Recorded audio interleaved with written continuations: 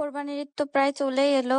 আমি যেভাবে গরম মসলা তৈরি করে এটাকে সংরক্ষণ করি সেটা আজকে শেয়ার করব। তো এখানে হচ্ছে আমি মোট ১২ ধরনের মসলা নিয়েছি। তার মধ্যে হচ্ছে জিরা, ধনিয়া, তারপর হচ্ছে শাহি জিরা।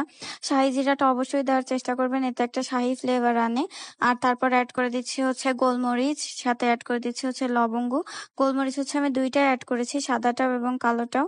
দিয়ে দিচ্ছি হচ্ছে এলাচ। এলাচ, লবঙ্গ, দারচিনি প্রত্যেকটা মসলাই আসলে ভালো ব্র্যান্ডের দেওয়ার চেষ্টা করবেন। তারপর এড করে দিয়েছি দারচিনি এবং এড করেছি হচ্ছে এখানে তেজপাতা আর হলো জয়ফল এবং সাথে হচ্ছে স্টার মসলা।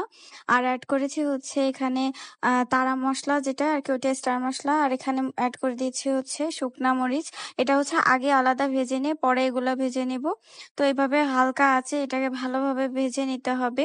ও হ্যাঁ, এখানে বড় ২ টা এলাচও আমি ব্যবহার করেছি। যখন এটা হালকা এরকম ঠান্ডা হয়ে যাবে তখন হচ্ছে এটাকে ব্লেন্ড করে নিব। এরকম একটু দানাদারই রাখবো, কারণ হচ্ছে যাতে এটা মাংসে একটা সুন্দর ফ্লেভার আনে। আর এটাকে হচ্ছে একটা এয়ারটাইট কন্টেনারে করে প্রায় ৬ মাসের মতো সংরক্ষণ করতে পারবেন। দেখতে পাচ্ছেন কতটা সুন্দর হয়েছে। আর এটা গোশে এড করলে এত সুন্দর ফ্লেভার আসবে যে কি বলবো। আমি সবসময় এরকম বানিয়ে রেখে দিই, আপনারাও করতে পারেন।